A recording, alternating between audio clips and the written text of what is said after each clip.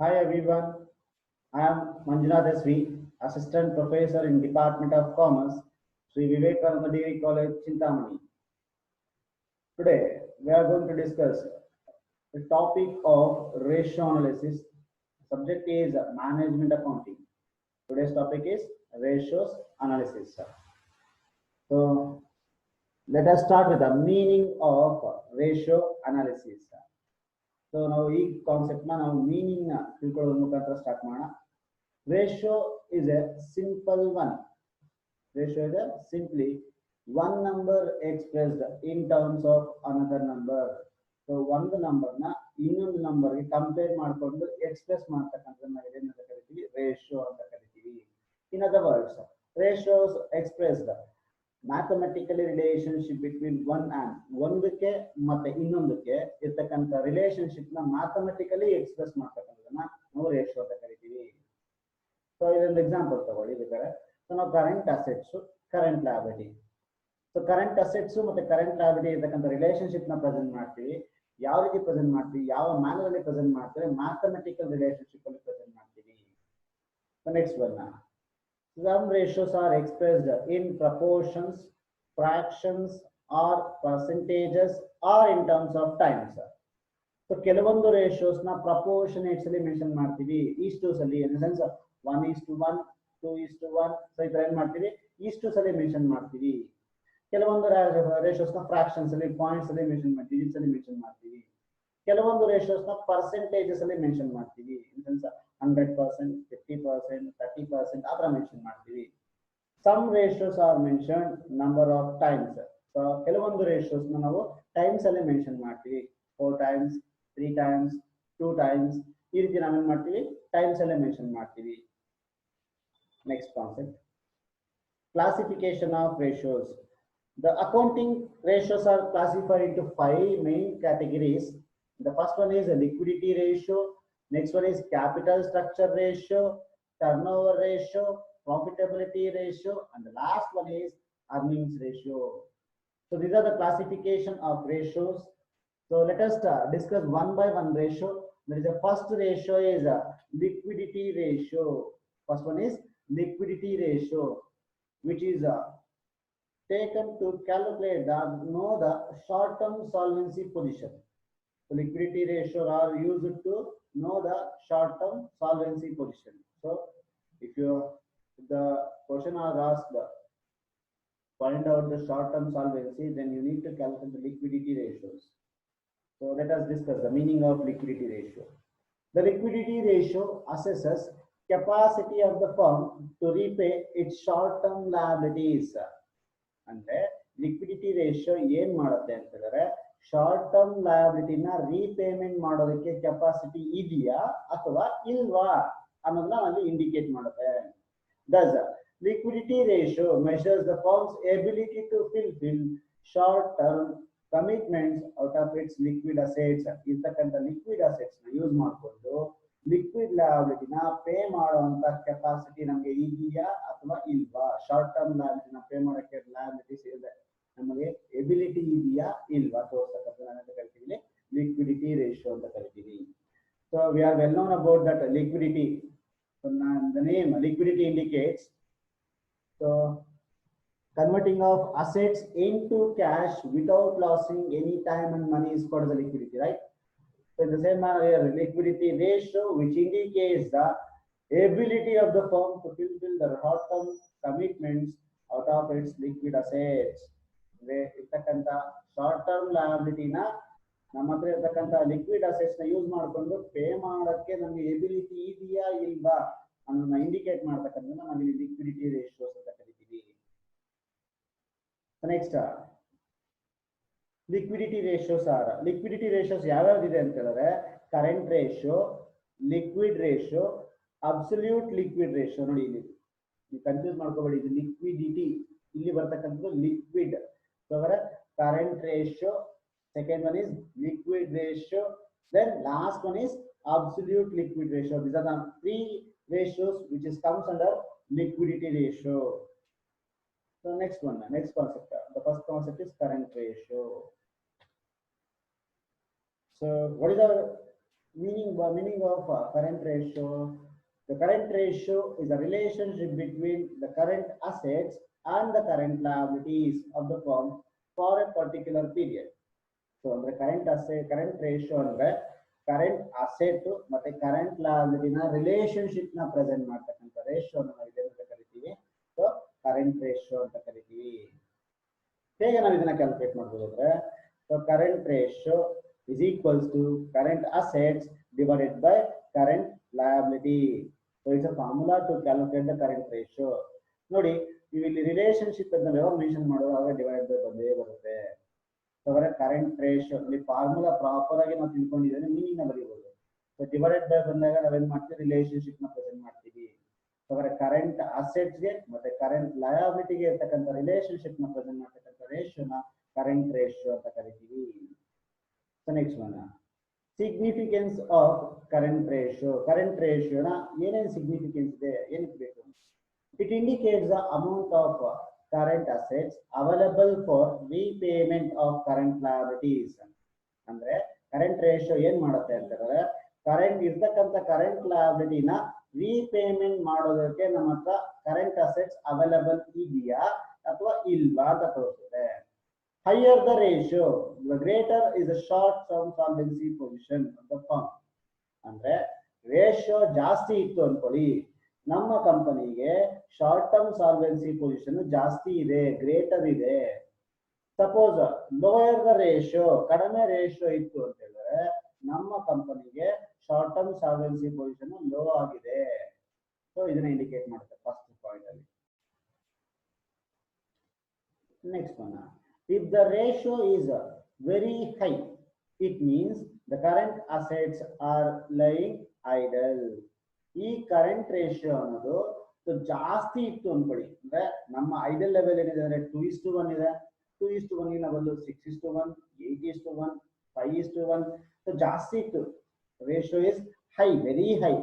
ಜಾಸ್ತಿ ಹೈ ಇದ್ದಾಗ ಇರ್ತಕ್ಕಂಥ ಕರೆಂಟ್ ಅಸೆಟ್ಸ್ ಅನ್ನೆಸೆಸರಿಯಾಗಿ ನಾವು ಐಡಲ್ ಆಗಿಟ್ಟಿದೀವಿ, ಯೂಸ್ ಮಾಡಿದಿರ ಹಾಗೆ ಬಿಟ್ಬಿಟ್ಟಿದೀವಿ ಅಂತ ಅರ್ಥ ಆಗುತ್ತೆ. ಸೊ ಅವರ ನಾವೇನ್ ಮಾಡ್ಬೋದು, ಮ್ಯಾನೇಜ್ಮೆಂಟ್ ಅಂತ ಟೈಮಲ್ಲಿ ಸಜೆಷನ್ ಮಾಡ್ಬೋದು. ಆಸ್ ಅ ಮ್ಯಾನೇಜ್ಮೆಂಟ್ ಅಂತ ಅಕೌಂಟೆಂಟ್ ಆಗಿ ನಾವೇನ್ ಮಾಡ್ಬೋದು ಟೈಮಲ್ಲಿ ಅಂದ್ರೆ so better to use the idle current assets. ಇರ್ತಕ್ಕಂಥ ಐಡಲ್ ಆಗಿರ್ತಕ್ಕಂಥ ಕರೆಂಟ್ ಅಸೆಟ್ಸ್ ನ ಬೇರೆದ್ರಲ್ಲಿ ಯೂಸ್ ಮಾಡಿ ಅಂತ ಹೇಳ್ಬಿಟ್ಟು ನಾವೇನ್ ಮಾಡೋದು ಸಜೆಷನ್ಸ್ ನ ಮಾಡ್ಬೋದು. ಅದಕ್ಕೋಸ್ಕರ ಇಲ್ಲಿ ನಾವು ಚೆಕ್ ಮಾಡ್ಕೊಳ್ತೀವಿ. Next one, very low ratio means short term solvency of the firm is not good. ಸ್ವಲ್ಪ ಜಾಸ್ತಿ ಕಡಿಮೆ ಇತ್ತು, 2:1 ಅಂತ ಆಗ್ಲೇ ನಾನು ಹೇಳಿದ್ದೀನಿ ನಿಮ್ಗೆ. ಸೊ 2:1 ಗಿನ್ನೂ ಕಡಿಮೆ ಇತ್ತು ಅಂತ ಹೇಳಿದ್ರೆ ಸೊ ಅವರ short term solvency position company ಅದು ಚೆನ್ನಾಗಿರೋದಿಲ್ಲ. ಆಗ ನಾವು ಆಸ್ ಅ ಮ್ಯಾನೇಜ್ಮೆಂಟ್ ಅಕೌಂಟೆಂಟ್ ನಾವೇನ್ ಮಾಡ್ಬೇಕು ಅಂದ್ರೆ ಸೊ ಇನ್ವೆಸ್ಟ್ ಮಾಡೋದಕ್ಕೆ ಕರೆಂಟ್ ಅಸೆಟ್ಸ್ ಮೇಲೆ ಇನ್ವೆಸ್ಟ್ ಮಾಡಿ ಅಂತ ನಾವು ಹೇಳ್ಬೇಕಾಗತ್ತೆ. Next, the idle current ratio of the company is 2:1. That is the repayment of current liability. There should be twice of current assets. ಅಂದ್ರೆ ಈ ಅರ್ಥ 2:1 ಅಂದ್ರೆ ನೋಡಿ, 2 ಅನ್ನೋದು ಕರೆಂಟ್ ಅಸೆಟ್ಸ್, 1 ಅನ್ನೋದು ಕರೆಂಟ್ ಲಯಬಿಲಿಟಿ.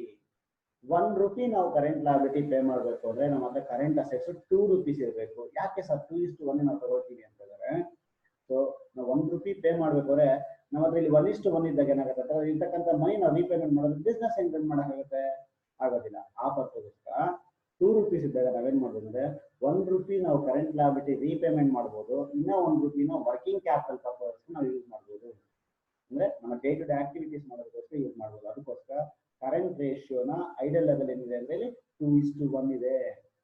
ಸೊ 2:1 ಗಿನ್ನೂ ಸಹ ಸ್ವಲ್ಪ ಜಾಸ್ತಿ ಇತ್ತು ಅಂತ ಹೇಳಿದ್ರೆ ಸೊ ನಮ್ಮ ಕಂಪನಿಯ ಶಾರ್ಟ್ ಟರ್ಮ್ ಸಾಲ್ವೆನ್ಸಿ ಪೊಸಿಷನ್ ಚೆನ್ನಾಗಿದೆ, ಅಥವಾ 2:1 ಇದ್ರೂ ಸಾಕು. 2:1 ಗಿನ್ನ ಕಡಿಮೆ ಇದೆ ಅಂದ್ರೆ ನಮ್ಮ ಕಂಪನಿಯ ಶಾರ್ಟ್ ಟರ್ಮ್ ಸಾಲ್ವೆನ್ಸಿ ಪೊಸಿಷನ್ ಕಡಿಮೆ ಇದೆ, ಲೋ ಇದೆ ಅಂತ ಅರ್ಥ ಆಗುತ್ತೆ. ಜಾಸ್ತಿ ಅಂದ್ರೆ 2:1 ಇದ್ರೆ ಸಾಕು ನಮಗೆ.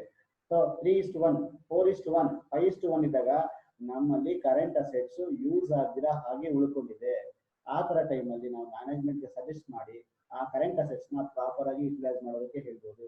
So these are the significance of current ratio.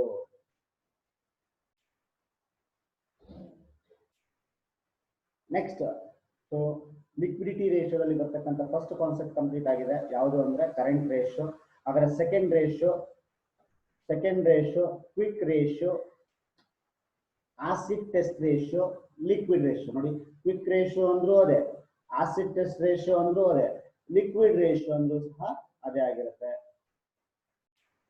Quick ratio ಅಂದ್ರೂ ಸಹ ಇದೆ, ಲಿಕ್ವಿಡ್ ರೇಷಿಯೋ ಅಂದ್ರೂ ಸಹ ಇದೆ, ಆಸಿಡ್ ಟೆಸ್ಟ್ ರೇಷಿಯೋ ಅಂದ್ರೂ ಸಹ ಇದೆ. So quick ratio establishes the relationship between the quick assets and quick liabilities. So quick ratio ಏನ್ ಮಾಡುತ್ತೆ ಅಂತಂದ್ರೆ ರಿಲೇಶನ್ಶಿಪ್ ನ ಎಕ್ಸ್ಪ್ರೆಸ್ ಮಾಡುತ್ತೆ. ಯಾವುದಕ್ಕೆ ರಿಲೇಶನ್ಶಿಪ್ ಎಕ್ಸ್ಪ್ರೆಸ್ ಮಾಡುತ್ತೆ ಅಂದ್ರೆ quick assets, quick liabilities. Quick assets ನೀವು ಲಿಕ್ವಿಡ್ ಅಸೆಟ್ಸ್ ಅಂತ ಕರೀಬಹುದು, ಕ್ವಿಕ್ ಲಯಬಿಲಿಟೀಸ್ ನೀವು ಲಿಕ್ವಿಡ್ ಲಯಬಿಲಿಟೀಸ್ ಅಂತ ಕರೀಬಹುದು. ಸೊ ಇನ್ ಸಿಂಪಲ್ ಮ್ಯಾನರ್ ಹೇಳ್ಬೇಕು ಅಂದ್ರೆ it's a relationship between the liquid assets and liquid liabilities ಈ ತರ ಹೇಳ್ಬೋದು. Next, so it measures the extent to which liquid resources are immediately available to meet the current obligation. ಅಂದ್ರೆ immediate ಆಗಿ pay ಮಾಡಬೇಕಾಗಿರ್ತಕ್ಕಂಥ liabilities ಏನಿದೆ ಅದನ್ನ repayment ಮಾಡೋದಕ್ಕೆ ನಮ್ಮ ಹತ್ರ ಸೋರ್ಸಸ್ ಇದೆಯಾ, ಲಿಕ್ವಿಡ್ ಸೋರ್ಸ್ ಇದೆಯಾ ಇಲ್ವಾ ಅದನ್ನ ಪ್ರೆಸೆಂಟ್ ಮಾಡುತ್ತೆ ಇಲ್ಲಿ. ಇವಾಗ ನಾನು ₹1 ಪೇ ಮಾಡಬೇಕು ಅಂದ್ರೆ ನನ್ನ ಕಂಪಲ್ಸರಿ ಎಷ್ಟು ಇರಬೇಕು, ₹1 ಇರಲೇಬೇಕು. ಸೊ ಅದನ್ನ ಮೆನ್ಷನ್ ಮಾಡುತ್ತೆ. ನಮ್ಮ ಹತ್ರ ಈಗ ₹1 ಇದೆ, ಇಮಿಡಿಯೇಟ್ ಆಗಿ ಪೇ ಮಾಡಬೇಕಾಗಿರ್ತಕ್ಕಂಥ ಲಯಬಿಲಿಟಿ ₹1 ಇದೆ. ಹಾಗಾದ್ರೆ ಲಿಕ್ವಿಡ್ ರಿಸೋರ್ಸಸ್ ಎಷ್ಟಿರಬೇಕು, ₹1 ಇರಬೇಕು. ಅದು ಇದೆಯಾ ಅಥವಾ ಇಲ್ವಾ ಅಂತ ಏನ್ ಮಾಡುತ್ತೆ ನಿಮ್ಮ ಕ್ವಿಕ್ ಅಸೆಟ್ಸ್, ಕ್ವಿಕ್ ರೇಷಿಯೋ ಅಥವಾ ಆಸಿಡ್ ಟೆಸ್ಟ್ ರೇಷಿಯೋ ಅಥವಾ ಲಿಕ್ವಿಡ್ ರೇಷಿಯೋ ಅನ್ನೋದು ಮೆನ್ಷನ್ ಮಾಡುತ್ತೆ. ಸೊ ಹಾಗಾದ್ರೆ ಕ್ವಿಕ್ ರೇಷಿಯೋ ಅಥವಾ ಲಿಕ್ವಿಡ್ ರೇಷಿಯೋನ ಕ್ಯಾಲ್ಕುಲೇಟ್ ಮಾಡೋಕ್ಕೆ ಫಾರ್ಮುಲಾ ಇದೆ ನೋಡೋಣ. ಸೊ ದಟ್ ಈಸ್ ಹೇಳಿದ್ರೆ ನಿಮಗೆ ರಿಲೇಶನ್ಶಿಪ್ ಅಂತ ಬಂತು ಅಂದ್ರೆ ಡಿವೈಡೆಡ್ ಬೈ ಫಾರ್ಮುಲಾ ಇದೆ ನೋಡಿ, quick assets divided by quick liabilities. Quick assets ನಾವು ಲಿಕ್ವಿಡ್ ಅಸೆಟ್ ಅಂತಾನೂ ಕರಿಬಹುದು, ಕ್ವಿಕ್ ಲಯಬಿಲಿಟೀಸ್ ನ ಲಿಕ್ವಿಡ್ ಲಯಬಿಲಿಟಿ ಅಂತಾನೂ ಕರಿಬಹುದು. ಸೊ ಹಾಗಾದ್ರೆ ಲಿಕ್ವಿಡ್ ರೇಷಿಯೋನ ಫಾರ್ಮುಲಾ ಏನು, liquid assets divided by liquid liabilities. So ಹಾಗಾದ್ರೆ ಲಿಕ್ವಿಡ್ ಅಸೆಟ್ ಅಂತ ಹೇಳ್ತೀರಾ, ಹಾಗಾದ್ರೆ ಲಿಕ್ವಿಡ್ ಅಸೆಟ್ ನ ಹೇಗೆ ಕ್ಯಾಲ್ಕುಲೇಟ್ ಮಾಡೋದು, ಮತ್ತೆ ಲಿಕ್ವಿಡ್ ಲಯಬಿಲಿಟಿ ಅಂತಿದ್ರ ಹಾಗಾದ್ರೆ ಲಿಕ್ವಿಡ್ ಲಯಬಿಲಿಟಿ ಹೇಗೆ ಕ್ಯಾಲ್ಕುಲೇಟ್ ಮಾಡೋದು ನೋಡಿ ಈಗ. So current assets minus stock minus prepaid expenses, ಈ ಫಾರ್ಮುಲಾ ಅಪ್ಲೈ ಮಾಡಿದಾಗ ನಮಗೆ ಲಿಕ್ವಿಡ್ ಅಸೆಟ್ಸ್ ಬರುತ್ತೆ. So current liability minus bank overdraft, BOD bank overdraft ಅಂತ. So current liability minus BOD ಮಾಡಿದಾಗ ನಮಗೆ ಲಿಕ್ವಿಡ್ ಲಯಬಿಲಿಟಿ ಬರುತ್ತೆ. ಲಿಕ್ವಿಡ್ ಅಸೆಟ್ಸ್ ನ formula ಇಲ್ಲಿದೆ, ಲಿಕ್ವಿಡ್ ಲಯಬಿಲಿಟಿ ನ ಫಾರ್ಮುಲಾ ಇಲ್ಲಿದೆ. ಇದನ್ನ ಯೂಸ್ ಮಾಡ್ಕೊಂಡು ನಾವೇನ್ ಮಾಡ್ಬೋದು, ಲಿಕ್ವಿಡ್ ರೇಷಿಯೋನ ಕ್ಯಾಲ್ಕುಲೇಟ್ ಮಾಡ್ಬೋದು. ಸರಿ, ನೆಕ್ಸ್ಟ್ ಸಿಗ್ನಿಫಿಕೆನ್ಸ್ ಆಫ್ ಲಿಕ್ವಿಡ್ ರೇಷಿಯೋನ ನೋಡೋಣ ಈಗ. So A quick ratio of 1:1 is considered good or favorable for the company. So ಅಂದ್ರೆ 1:1 ಇತ್ತು ಅಂತ ಹೇಳಿದ್ರೆ ಅದು ಗುಡ್ ಅಥವಾ ಫೇವರಬಲ್ ಇದೆ ಅಂತ ಕನ್ಸಿಡರ್ ಮಾಡಬಹುದು. ಇವಾಗ 1:1. The low ratio indicates that the firm in serious financial difficulties. ಅಂದ್ರೆ 1:1 ಗಿಂತ ಕಡಿಮೆ ಇತ್ತು ಅಂತ ಹೇಳಿದಾಗ ನಮ್ಮ ಫರ್ಮ್ ರೀಪೇಮೆಂಟ್ ಮಾಡ್ತಕ್ಕಂಥ ಕೆಪಾಸಿಟಿ ಇಲ್ಲ, ಹಾಗಾದ್ರೆ ನಾವೇನ್ ಮಾಡಿದೀವಿ, ಫೈನಾನ್ಷಿಯಲ್ ಡಿಫಿಕಲ್ಟೀಸ್ ಅಲ್ಲಿ ನಾವು ಇದ್ದೀವಿ ಅಂತ ಅರ್ಥ. ಸೊ ಸಿಗ್ನಿಫಿಕೆನ್ಸ್ ಅಂತ ಹೇಳಿದ್ರೆ ಈ ತರ ಬರೀರಿ. ಸೊ ಐಡಲ್ ಲೆವೆಲ್ ಏನಿದೆ ಇಲ್ಲಿ 1:1. If the company is having below 1:1 in the sense the company is facing the problem financial difficulties. If the company is having more than the 1:1, then the company is having the liquidity position. The company ಗೆ liquid position ಇದೆ ಅಂತ ಅರ್ಥ. ಅಂದ್ರೆ repayment ಮಾಡ್ತಕ್ಕಂಥ immediate ಲಯಬಿಲಿಟಿನ payment ಮಾಡ್ತಕ್ಕಂಥ capacity ಫರ್ಮ್ಗೆ ಇದೆ. ಯಾವಾಗ 1:1 ಗಿನ ಜಾಸ್ತಿ ಇದ್ದಾಗ. 1:1 ಗಿನ ಕಡಿಮೆ ಇತ್ತು ಅಂತ ಹೇಳಿದ್ರೆ ಫೈನಾನ್ಷಿಯಲ್ ಡಿಫಿಕಲ್ಟೀಸ್ ಇದೆ.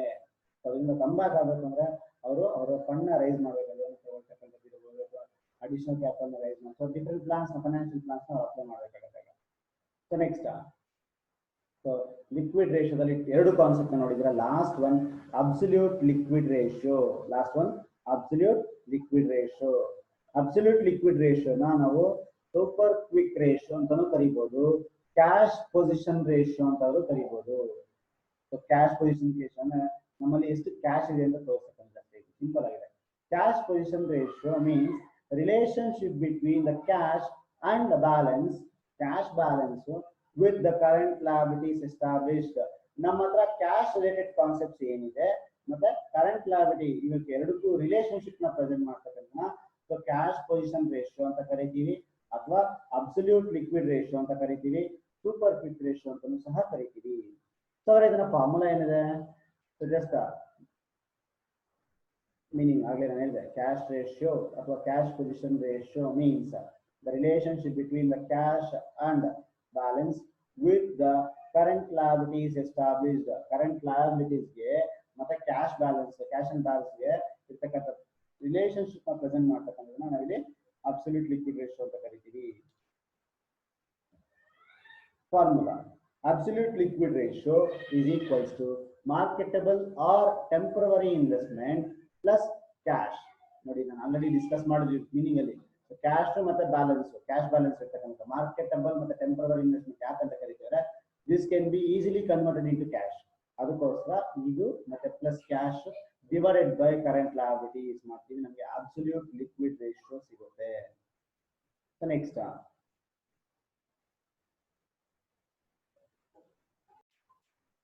ಸೊ ಅಕೌಂಟಿಂಗ್ ರೇಷಿಯೋದಲ್ಲಿ ಲಿಕ್ವಿಡಿಟಿ ರೇಷಿಯೋ ಕಂಪ್ಲೀಟ್ ಆಯಿತು. ಸೊ ನೆಕ್ಸ್ಟ್ ನಾವೇನು ಮಾಡೋಣ ಅಂದ್ರೆ ಈಗ ಕ್ಯಾಪಿಟಲ್ ಸ್ಟ್ರಕ್ಚರ್ ರೇಷಿಯೋಗೆ ಹೋಗೋಣ.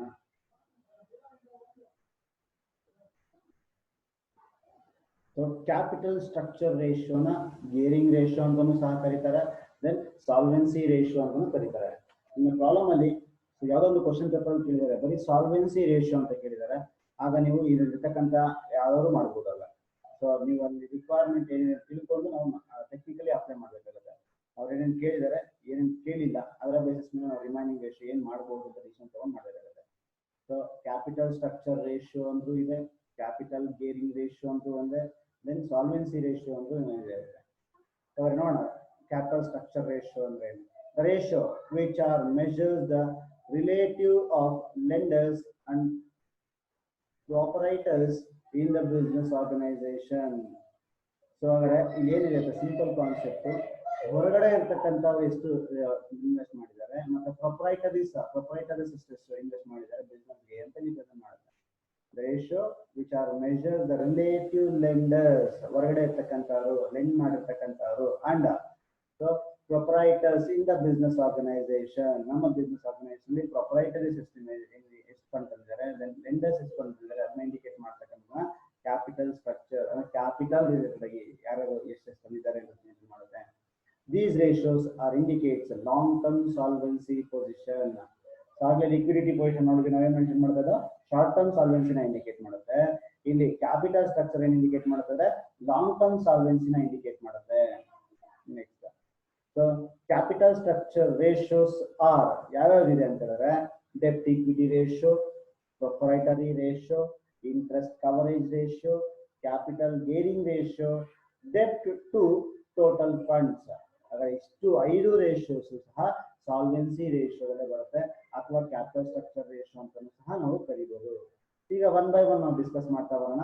ಅದರಲ್ಲಿ ಫಸ್ಟ್ ಒನ್ ಡೆಪ್ಟ್ ಈಕ್ವಿಟಿ ರೇಷಿಯೋ. ನೋಡೋಣ. It is a relationship between the long term ಡೆಪ್ಟ್ ಟು ಶೇರ್ ಹೋಲ್ಡರ್ಸ್ ಫಂಡ್. ನೋಡಿ ಇದ್ರಲ್ಲೇ ಇದೆ ಫಾರ್ಮುಲಾ, ನಾವು ತಲೆ ಕೆಡಿಸ್ಕೊಳ್ಳೋ ಅವಶ್ಯಕತೆ ಇಲ್ಲ. ನಾನು ಆಲ್ರೆಡಿ ಹೇಳಿದ್ದೀನಿ ರಿಲೇಶನ್ಶಿಪ್ ಅಂತ ಯಾವಾಗ ಬಂತು ನೀವು ಡಿವೈಡೆಡ್ ಬೈ ನ ಮೆನ್ಷನ್ ಮಾಡಬೇಕು. So it is a relationship between long term debts and share holders fund. Long term ಡೆಪ್ಟ್ divided by share holders fund ಮಾಡಿದಾಗ ನಿಮ್ಗೆ ಇಲ್ಲಿ ಡೆಪ್ಟ್ ಈಕ್ವಿಟಿ ರೇಷಿಯೋ ಬರುತ್ತೆ. ಓಕೆ, ನೆಕ್ಸ್ಟ್ ಫಾರ್ಮುಲಾ ನೋಡಬೇಕಾದ್ರೆ ನೋಡಿ ಡೆಪ್ಟ್ equity ratio is equals to long term debts. ನೋಡಿ ಫಾರ್ಮುಲಾದಲ್ಲೇ ಇದೆ long term debts and share holders fund. Shareholders equity is nothing but the fund. ನಾವಿಲ್ಲಿ ಈಕ್ವಿಟಿ ಅಂತ ಹೇಳಿದಾಗ ಫಂಡ್ ಅಂತ ಟ್ರೀಟ್ ಮಾಡ್ತೀವಿ, ಅದನ್ನ ಗಮನದಲ್ಲಿರ್ಲಿ. ಓಕೆನಾ? ಸೊ ರಿಲೇಶನ್ಶಿಪ್ ಅಂತ ಆಲ್ರೆಡಿ ಡಿವೈಡೆಡ್ ಬೈ ಅಂತ ಮೆನ್ಷನ್ ಮಾಡ್ತೀವಿ. ಸರಿ, ಹಾಗಾದ್ರೆ ಲಾಂಗ್ ಟರ್ಮ್ ಡೆಟ್ಸ್ ಅಲ್ಲಿ ಏನೇನಿರುತ್ತೆ? Debentures plus long term loans plus fixed deposits. ನೋಡಿ ಫಾರ್ಮುಲಾ ತಗೊಳ್ತೀವಿ, debentures plus long term loans plus fixed deposits. So ಅದರ ಶೇರ್ ಹೋಲ್ಡರ್ಸ್ ಈಕ್ವಿಟಿ ಏನಿರುತ್ತೆ ಅಂತಂದ್ರೆ ಈಕ್ವಿಟಿ ಶೇರ್ ಕ್ಯಾಪಿಟಲ್ ಇರುತ್ತೆ, ಪ್ರಿಫರೆನ್ಸ್ ಶೇರ್ ಕ್ಯಾಪಿಟಲ್ ಇರುತ್ತೆ, ಜನರಲ್ ರಿಸರ್ವ್ ಇರುತ್ತೆ, plus shareholders reserves and profits ಇರುತ್ತೆ. It is nothing but share holders fund ಅಂತ ತಗೋಬಹುದು ಇಲ್ಲಿ ನಾವು, ಈಸಿಯಾಗಿರುತ್ತೆ. ಸೊ ಅದರ ನೆಕ್ಸ್ಟ್ ಡೆಪ್ಟ್ ಈಕ್ವಿಟಿ ರೇಷಿಯೋ ಸಿಗ್ನಿಫಿಕೆನ್ಸ್ ಏನಿದೆ ನೋಡೋಣ. First one, excessive liabilities tends to cause the insolvency. ಜಾಸ್ತಿ ಲಯಬಿಲಿಟೀಸ್ ಇತ್ತು ಅಂತ ಹೇಳಿದ್ರೆ ಸೊ ಇನ್ಸಾಲ್ವೆನ್ಸಿ ಆಗ್ತಕ್ಕಂಥ ಚಾನ್ಸಸ್ ಇರುತ್ತೆ. ಇನ್ಸಾಲ್ವೆನ್ಸಿ ಅಂತ ಹೇಳಿದ್ರೆ the ability not to pay its ಡೆಪ್ಟ್ ನ ಇರ್ತಕ್ಕಂಥ ಸಾಲನ ಪೇ ಮಾಡೋದಕ್ಕೆ ಆಗದೆ ಇರ್ತಕ್ಕಂಥದ್ದು ಇನ್ಸಾಲ್ವೆನ್ಸಿ ಅಂತ ಕರಿತೀವಿ.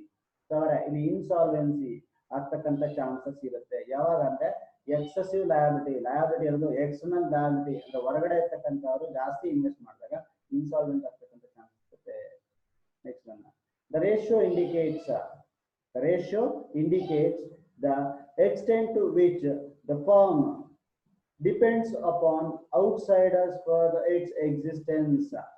The ratio indicates extent to which the firm depends upon the outsiders for the existence. ಅಂದ್ರೆ ಯಾರ ಫಂಡ್ ಮೇಲೆ ನಮ್ಮ ಬಿಸ್ನೆಸ್ ನಿಂತ್ಕೊಂಡಿದೆ ಅಂದ್ರೆ ಇಂಟರ್ನಲ್ ಫಂಡ್ಸ್ ಮೇಲೆ ಡಿಪೆಂಡ್ ಆಗಿದೆಯಾ ಅಥವಾ ಔಟ್ಸೈಡರ್ಸ್ ಫಂಡ್ ಮೇಲೆ ಡಿಪೆಂಡ್ ಆಗಿದೆಯಾ ಅದನ್ನ ಇಂಡಿಕೇಟ್ ಮಾಡುತ್ತೆ ಇಲ್ಲಿ. Then next one, the ratio provides a margin of safety to the creditors. ಅಂದ್ರೆ creditors ಗೆ margin of safety ನ ಇಂಡಿಕೇಟ್ ಮಾಡುತ್ತೆ. ಸೊ ಅವ್ರಿಗೆ ಲೋನ್ ಕೊಡ್ಬೇಕಾ ಬೇಡವಾ ಅಂದ್ರೆ ಎಕ್ಸ್ಟರ್ನಲ್ ಫಂಡ್ಸ್ ಜಾಸ್ತಿ ಆದಷ್ಟು ಸಹ ನಮ್ಮ ಬಿಸ್ನೆಸ್ಗೆ ಅವರು ಇನ್ಸಾಲ್ವೆಂಟ್ ಆಗ್ತಕ್ಕಂಥ ಚಾನ್ಸ್, ಅವ್ರು ಲಾಸಸ್ ಆಗ್ತಕ್ಕಂಥ ಚಾನ್ಸ್ ಇರುತ್ತೆ. ಯಾಕಂದ್ರೆ in case of companies personal assets liable ಇರೋದಿಲ್ಲ, ಅಂದ್ರೆ ಅವ್ರ ಇರ್ತಕ್ಕಂಥ ಅಸೆಟ್ಸ್ ನ ಸೇಲ್ ಮಾಡಿ ಬೇಕಾದ್ರೆ ಕೊಡ್ಬೋದು, ಅವರ ಪರ್ಸನಲ್ ಅಸೆಟ್ಸ್ ಯಾವುದೇ ರೀತಿ ಬರೋದಿಲ್ಲ. ಸೊ ಆ ಟೈಮಲ್ಲಿ ಇರ್ತಕ್ಕಂಥ ಅಮೌಂಟ್ಸ್ ನ ಕೊಡ್ತಾರೆ, ರಿಮೈನಿಂಗ್ ಅಮೌಂಟ್ ಲಾಸ್ ಆಗಿದೆ ಇನ್ಸಾಲ್ವೆಂಟ್ ಅಂತ ಹೇಳ್ಬಿಡ್ತಾರೆ. ಆ ತರ ಟೈಮಲ್ಲಿ ಅದನ್ನ ಇಂಡಿಕೇಟ್ ಅಂದ್ರೆ ಮಾರ್ಜಿನ್ ಆಫ್ ಸೇಫ್ಟಿನ ಇದು ಇಂಡಿಕೇಟ್ ಮಾಡುತ್ತೆ ಅವ್ರಿಗೆ ಕ್ರೆಡಿಟರ್ಸ್ಗೆ. So this is which is relating to debt equity ratio significance. Next one ಅವರೇ ಫಸ್ಟ್ ಒನ್ ಆಯ್ತು ಕ್ಯಾಪಿಟಲ್ ಸ್ಟ್ರಕ್ಚರ್ ರೇಷಿಯೋದಲ್ಲಿ ಆಯ್ತು, ಫಸ್ಟ್ ರೇಷಿಯೋ ಆಯ್ತು, ಡೆಟ್ ಈಕ್ವಿಟಿ ರೇಷಿಯೋ ಆಯ್ತು. ಈಗ second one proprietary ratio. So it is a relationship between the shareholders fund and total assets. So ಈ ಇದರಲ್ಲಿ ಏನು ಮೆನ್ಷನ್ ಮಾಡುತ್ತೆ ಅಂತಂದ್ರೆ, ಸೊ ಶೇರ್ ಹೋಲ್ಡರ್ಸ್ ಫಂಡ್ ಎಷ್ಟಿದೆ ಮತ್ತೆ ಟೋಟಲ್ ಅಸೆಟ್ಸ್ ಏನಿದೆ ಇವೆರಡಕ್ಕೂ ರಿಲೇಶನ್ಶಿಪ್ ನ ಪ್ರೆಸೆಂಟ್ ಮಾಡುತ್ತೆ. ನೋಡಿ, share holders fund formula proprietaries ratio is equals to share holders fund divided by total assets. Total assets ಏನಿರುತ್ತೆ ಅಂತಂದ್ರೆ fixed assets plus current assets minus fictitious assets. ಇದನ್ನ use ಮಾಡ್ಕೊಂಡು ಏನ್ ಮಾಡ್ಬೋದು, ಪ್ರೊಪ್ರೈಟರಿ ರೇಷಿಯೋನ ಕ್ಯಾಲ್ಕುಲೇಟ್ ಮಾಡಬಹುದು. Next one proprietary ratio significance ನ ನೋಡೋಣ.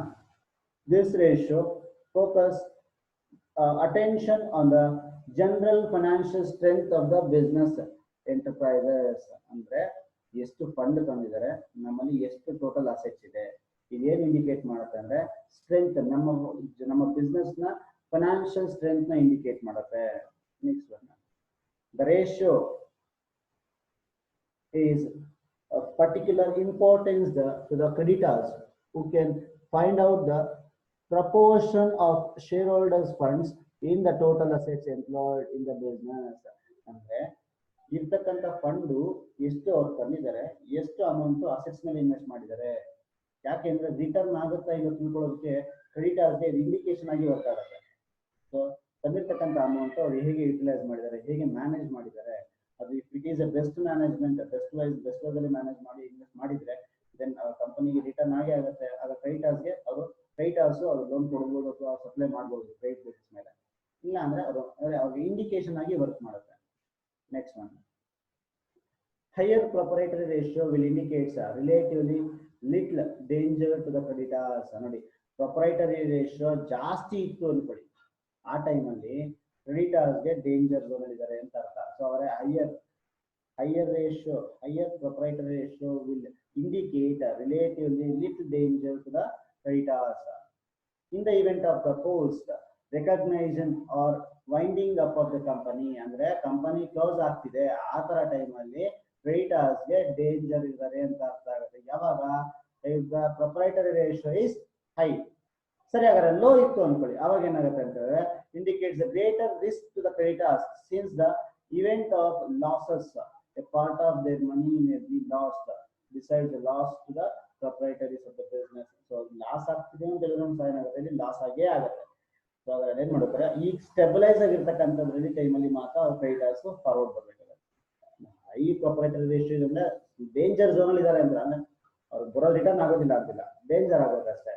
ಬಟ್ ಇಲ್ಲೇನಾಗುತ್ತೆ ಅಂತಂದ್ರೆ ಲೋಯರ್ ಆಗಿದ್ರೆ ಕಂಪಲ್ಸರಿ ಲಾಸ್ ಆಗುತ್ತೆ ಅಂತ. ನೆಕ್ಸ್ಟ್,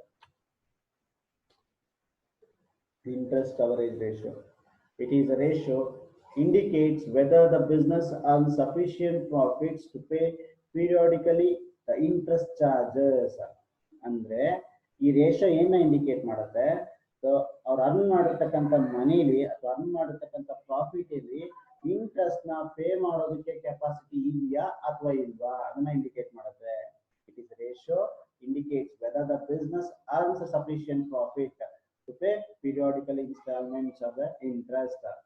ಇಂಟ್ರೆಸ್ಟ್ ನ ರೀಪೇಮೆಂಟ್ ಮಾಡೋದಕ್ಕೆ ನಾವು ಪ್ರಾಫಿಟ್ ಪ್ರಾಪರ್ ಆಗಿ ಅರ್ನ್ ಮಾಡ್ತಿದೀವಾ ಇಲ್ವಾ.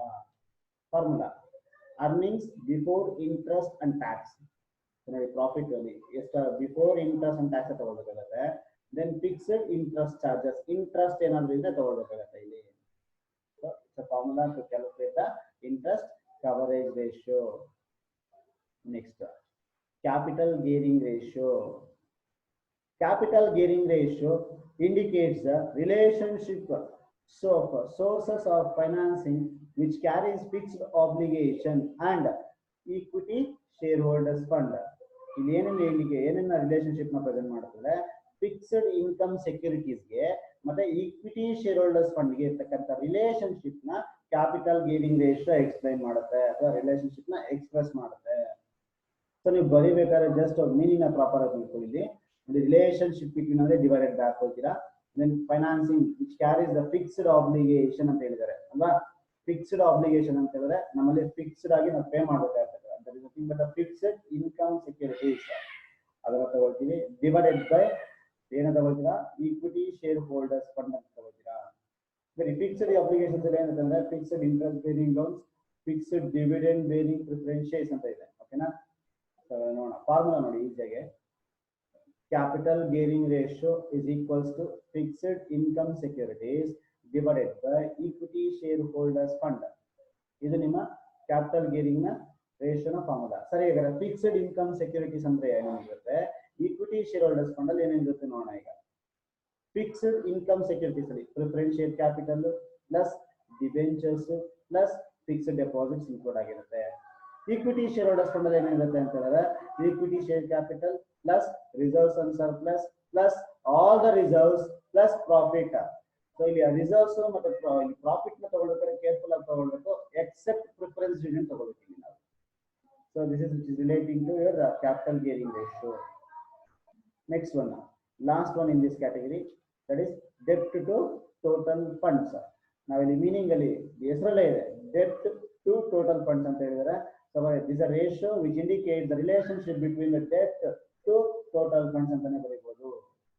So ನೋಡಿ, it is a ratio relationship between the debt and total funds employed in the business. Same ಇದೆ ಇಲ್ಲಿ ಫಾರ್ಮುಲಾ ಹೆಸರಲ್ಲಿ ಇರತಕ್ಕಂತ ಫಾರ್ಮುಲಾ ಆಗಿ ತಗೊಂಡಿದ್ದೀವಿ. ಸೊ ಅದರ ಫಾರ್ಮುಲಾ ನೋಡಿ ಅದೇ ಆಗಿರುತ್ತೆ.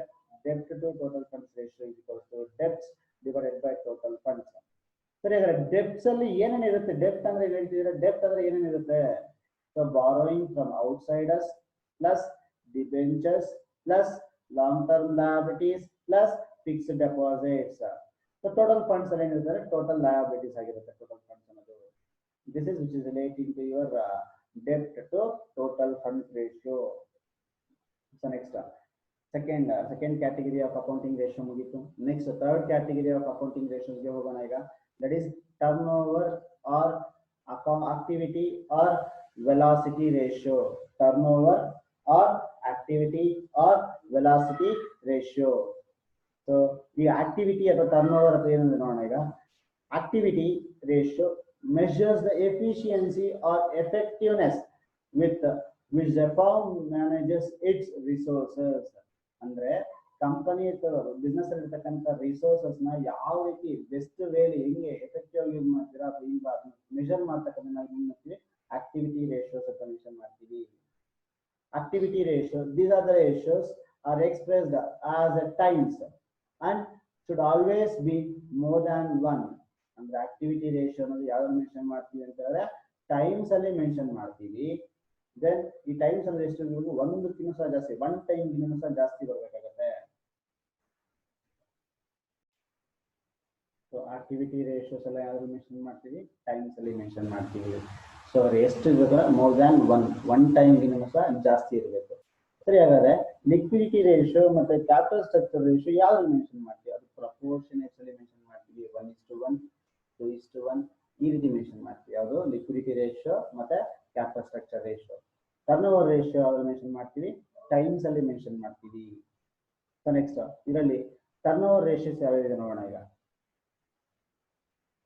Stock turnover ratio, datas turn over ratio, creditors turn over ratio, capital turnover ratio, working capital turnover ratio, fixed assets turn over ratio.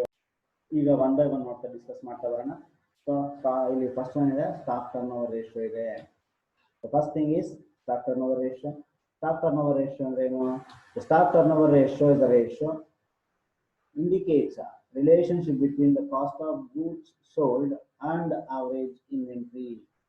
Average stock ಗೆ ಮತ್ತೆ cost of goods sold ಗೆ ಇರ್ತಕ್ಕಂಥ relationship ನ present ಮಾಡ್ತಕ್ಕಂಥದ್ದನ್ನ ನಾವು ಏನ್ ಮಾಡ್ತೀವಿ, stock turnover ratio ಅಂತ ಕರಿತೀವಿ. So meaning that it evaluates the efficiency with which a firm is able to manage its inventory. ಅಂದ್ರೆ ಇದರಲ್ಲಿ ಏನ್ ಇಂಡಿಕೇಟ್ ಮಾಡುತ್ತೆ ಅಂದ್ರೆ ಎಫಿಷಿಯನ್ಸಿನ ಇಂಡಿಕೇಟ್ ಮಾಡುತ್ತೆ. ಯಾವ್ದ್ರ ಎಫಿಷಿಯನ್ಸಿ ಅಂದ್ರೆ ಇರ್ತಕ್ಕಂಥ ಇನ್ವೆಂಟ್ರಿನ ಅವರು ಪ್ರಾಪರ್ ಆಗಿ ಮ್ಯಾನೇಜ್ ಮಾಡ್ತಿದಾರಾ ಅಥವಾ ಇಲ್ವಾ.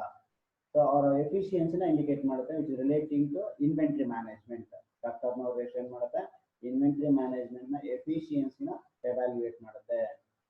Next point, the level of inventory should neither to be high nor to low. So ಇಲ್ಲಿ ಏನಾಗಿರ್ಬೋದು, ಹೈಯೆಸ್ಟ್ ಆಗೂ ಇರಬಾರ್ದು, ದೆನ್ ಲೋಯೆಸ್ಟ್ ಆಗೂ ಇರಬಾರ್ದು. ಸರಿ, stock turnover ratio formula ಏನು ಮೀನಿಂಗ್ ಅಲ್ಲಿ ಡಿಸ್ಕಸ್ ಮಾಡಿದ್ವಿ. Relationship between the cost of goods sold and average stock ಅಂತ ನಮಗೆ ಸೇಮ್ ಫಾರ್ಮುಲಾ. ಸರಿ, ಹಾಗಾದ್ರೆ ಕಾಸ್ಟ್ ಆಫ್ ಗೂಡ್ಸ್ ಸೋಲ್ಡ್ ನ ಫಾರ್ಮುಲಾ ಏನಿದೆ? ಕಾಸ್ಟ್ ಆಫ್ ಗೂಡ್ಸ್ ಸೋಲ್ಡ್ ನ ಫಾರ್ಮುಲಾ ನಮಗೆ ಸೇಲ್ಸ್ ಮೈನಸ್ ಗ್ರಾಸ್ ಪ್ರಾಫಿಟ್ ಮಾಡಿದ್ರೆ ಸಿಂಪಲ್ ಆಗಿ ಬರುತ್ತೆ. ಸೇಲ್ಸ್ ಮೈನಸ್ ಗ್ರಾಸ್ ಪ್ರಾಫಿಟ್ ಮಾಡಿದ್ರೆ ಸಾಕು ನಮಗೆ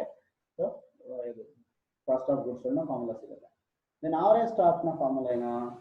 ಆವರೇಜ್ ಸ್ಟಾಕ್ ನ formula opening stock plus closing stock divided by 2. ಇಲ್ಲಿ ಏನ್ ಮಾಡ್ತೀರಾ, opening stock plus closing stock divided by 2 ಮಾಡ್ತೀರಾ, ನಿಮ್ಗೆ ಏನ್ ಸಿಗುತ್ತೆ, ಆವರೇಜ್ ಸ್ಟಾಕ್ ಸಿಗುತ್ತೆ. So this is relating to stock turnover ratio meaning and its formula. So let us discuss the significance of stock turnover ratio. Stock turnover ratio na significance na nodana.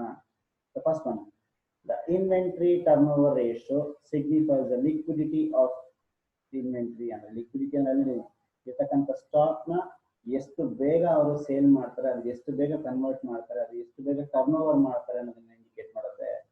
Management efficient ಆಗಿ manage ಮಾಡೋದನ್ನ indicate ಮಾಡುತ್ತೆ. The high inventory turnover ratio indicates brisk sales. ಅಂದ್ರೆ turn over ratio ಜಾಸ್ತಿ ಇತ್ತು ಅನ್ಕೊಳ್ಳಿ, so ಬೇಗ ಬೇಗ ಬೇಗ ಬೇಗ ಏನಾಗುತ್ತೆ, ಸೇಲ್ಸ್ ಆಗೋಗುತ್ತೆ, ಅಂದ್ರೆ ಸ್ಟಾಕ್ ಕನ್ವರ್ಟ್ ಆಗುತ್ತೆ ಅಂತ. ಯಾವುದೇ ಕಾರಣಕ್ಕೂ ಅಲ್ಲಿ ಉಳ್ಕೊಳ್ತಕ್ಕಂಥ ಸ್ಟಾಕ್ ಇರೋದಿಲ್ಲ, ಐಡಲ್ ಆಗಿರತಕ್ಕ ಸ್ಟಾಕ್ ಇರೋದಿಲ್ಲ. If the sales are quick such as position would not arise unless stocks consistence of unusable items. ಅಂದ್ರೆ ಯಾವುದೇ ಕಾರಣಕ್ಕೂ ಸ್ಟಾಕ್ ಉಳ್ಕೊಳ್ಳೋದಿಲ್ಲ ಯಾವಾಗ, if the sales are quick, ಅಂದ್ರೆ ಏನಾಗುತ್ತೆ, ಸೇಲ್ಸ್ ಅನ್ನೋದು ಕ್ವಿಕ್ ಆಗಿತ್ತು ಅಂತ ಹೇಳಿದ್ರೆ ಯಾವುದೇ ಕಾರಣಕ್ಕೂ ಇಲ್ಲಿ ಸ್ಟಾಕ್ ಉಳ್ಕೊಳ್ಳೋದಿಲ್ಲ. ಯಾವಾಗ ಉಳ್ಕೊಳ್ಳುತ್ತೆ ಅಂತಂದ್ರೆ ಅನ್ಸೇಲಬಲ್ ಐಟಮ್ಸ್ ಇದ್ರೆ, ಏನೋ ಡ್ಯಾಮೇಜ್ ಆಗಿದೆ ಅಥವಾ ಏನೋ ಡ್ಯಾಮೇಜ್ ಆಗಿದೆ, ಕ್ವಾಲಿಟಿ ಕಳ್ಕೊಂಡಿದೆ, ಸ್ಟೋರೇಜ್ ಮಾಡ್ಬೇಕಾದ್ರೆ ಈ ತರ ಇರ್ತಕ್ಕಂಥ ಅನ್ಸೇಲಬಲ್ ಐಟಮ್ಸ್ ಇದೆ ಅಂತ ಹೇಳಿದ್ರೆ ಮಾತ್ರ ಉಳ್ಕೊಂಡಿರುತ್ತೆ. Next one, low inventory turnover ratio results in blocking of funds in inventory becoming absolute or deteriorating in quality. So ಅಂತ ಏನಂತ ಹೇಳಿದ್ರೆ, ಸೊ ಕಡಿಮೆ ಇಂಡಿಕೇಟ್ ಮಾಡ್ತಿದ್ರು, ಕಡಿಮೆ ರೇಷಿಯೋ ಬಂದಿದೆ ಸ್ಟಾಕ್ ಟರ್ನ್ ಓವರ್ ರೇಷಿಯೋ ಅಂತ ಹೇಳಿದಾಗ ಆಗ ಏನಾಗುತ್ತೆ ಅಂತ ಇರ್ತಕ್ಕಂಥದ್ದು ಅಬ್ಸಲ್ಯೂಟ್ ಆಗ್ತಕ್ಕಂಥ ಚಾನ್ಸಸ್, ಲಾಸ್ ಆಗ್ತಕ್ಕಂಥ, ಹಾಳಾಗ್ತಕ್ಕಂಥ ಚಾನ್ಸಸ್ ಇರುತ್ತೆ, ಡಿಟೀರಿಯರೇಟಿಂಗ್ ಆಗ್ತಕ್ಕಂಥ ಚಾನ್ಸಸ್ ಇರುತ್ತೆ, ಕ್ವಾಲಿಟಿ ಕಳ್ಕೊಂಡ್ಬಿಡುತ್ತೆ. ಯಾವಾಗ ಅಂತ ಹೇಳಿದ್ರೆ ಸ್ಟಾಕ್ ಟರ್ನ್ ಓವರ್ ರೇಷಿಯೋ ಕಡಿಮೆ ಇದ್ದಾರೆ. ಯಾಕಂದ್ರೆ ನಮ್ಮಲ್ಲಿ ಸ್ಟಾಕ್ ನ ಮೂವ್ಮೆಂಟ್ ಜಾಸ್ತಿ ಸ್ಲೋ ಇರುತ್ತೆ, ಅಂದ್ರೆ ನಮ್ಮಲ್ಲಿ ಎಫಿಷಿಯಂಟ್ ಆಗಿ ಮ್ಯಾನೇಜ್ ಮಾಡಕ್ ಆಗಿರತಕ್ಕಂಥ ಟೈಮಲ್ಲಿ, ಆ ಟೈಮಲ್ಲಿ ಆಟೋಮೆಟಿಕಲಿ ಏನಾಗುತ್ತೆ, ಇರ್ತಕ್ಕಂಥ ಸ್ಟಾಕ್ ಹಾಳಾಗ್ತಕ್ಕಂಥ ಚಾನ್ಸಸ್ ಇರುತ್ತೆ. This is the significance of stock turnover ratio. Next one, debtors turnover ratio. So the relationship between net credit sales and average account receivables. So ಇದೇನಾಗುತ್ತೆ ಅಂತ ಹೇಳಿದ್ರೆ, ಯಾವ ಸಿಂಪಲ್ ಆಗಿ ನೆಟ್ ಕ್ರೆಡಿಟ್ ಸೇಲ್ಸ್ ಗೆ ಮತ್ತೆ average account receivables ಗೆ ಇರ್ತಕ್ಕಂಥ relationship ನ present ಮಾಡ್ತಕ್ಕಂಥ ಡೆಟಾಸ್ ಟರ್ನ್ ಓವರ್ ರೇಷಿಯೋ ಅಂತ ಕರಿತೀವಿ. ಸೊ ನೋಡಿ, ಅಕೌಂಟ್ಸ್ ರಿಸೀವಬಲ್ ಅಂತ ಹೇಳಿದ್ರೆ ಏನೇನಿರುತ್ತೆ ಅಂತ ಹೇಳಿದ್ರೆ average trade datas and bills receivable ಎರಡೂ ಇರುತ್ತೆ. ಅವರೇಜ್ ಟ್ರೇಡ್ ಡೇಟಾಸ್ ಇರ್ತಾರೆ ಮತ್ತೆ ಬಿಲ್ಸ್ ರಿಸೀವಬಲ್ ಇರ್ತಾರೆ, ಇಬ್ರು ಇರ್ತಾರೆ. ಡೇಟಾಸ್ ಇರುತ್ತೆ as well as bills receivable. That is average ಅಂತ ಹೇಳಿದ್ದಾರೆ. ಹಾಗಾದ್ರೆ ನಾವು ಓಪನಿಂಗ್ ತಗೋಬೇಕು, ಕ್ಲೋಸಿಂಗ್ ತಗೋಬೇಕಾಗುತ್ತೆ. ಮತ್ತೆ ನೋಡೋಣ, ಫಾರ್ಮುಲಾದಲ್ಲಿ ಎಕ್ಸ್ಪ್ಲೇನ್ ಮಾಡ್ತೀನಿ. Data's turnover ratio is an indication of the speed with which a company collects its debt. ಅಂದ್ರೆ ಇರ್ತಕ್ಕಂಥ ಡೆಪ್ಟ್ ನ ಎಷ್ಟು ಬೇಗ ನಾವು ಕಲೆಕ್ಟ್ ಮಾಡ್ತೀವಿ ಅನ್ನೋದನ್ನ ಈ ಡೇಟಾಸ್ ಟರ್ನೋವರ್ ರೇಷಿಯೋ ಇಂಡಿಕೇಟ್ ಮಾಡುತ್ತೆ. ಅಂದ್ರೆ ಈಗ ನಾವು ಸಾಲ ಕೊಟ್ಟಿದೀವಲ್ಲ, ಕ್ರೆಡಿಟ್ ಸೇಲ್ ಮಾಡಿದೀವಲ್ಲ, ಏನ್ ಸೇಲ್ ಮಾಡಿರ್ತಕ್ಕಂಥ ಕ್ರೆಡಿಟ್ ಸೇಲ್ ಅಮೌಂಟ್ ನಾವು ಎಷ್ಟು ಸ್ಪೀಡ್ ಆಗಿ ನಾವು ಕಲೆಕ್ಟ್ ಮಾಡ್ಕೊಳ್ತೀವಿ ಅನ್ನೋದನ್ನ ಡೇಟಾಸ್ ಟರ್ನೋವರ್ ರೇಷಿಯೋ ಇಂಡಿಕೇಟ್ ಮಾಡುತ್ತೆ. ಸೊ ಅವರ ಫಾರ್ಮುಲಾ ನೋಡೋಣ.